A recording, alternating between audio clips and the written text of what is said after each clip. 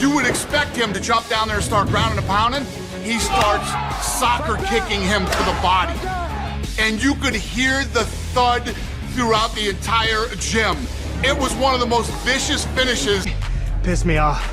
So as soon as I got the opportunity, I'm like, you don't ever try to choke me out of, you know. Unify the bantamweight belt. Oh! Robertson is back to his feet somehow.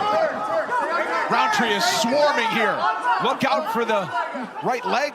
Was locked up for the moment. Body kick to the body. Wow, Khalil just Rountree falls. His body kick is definitely the word for that. Oh.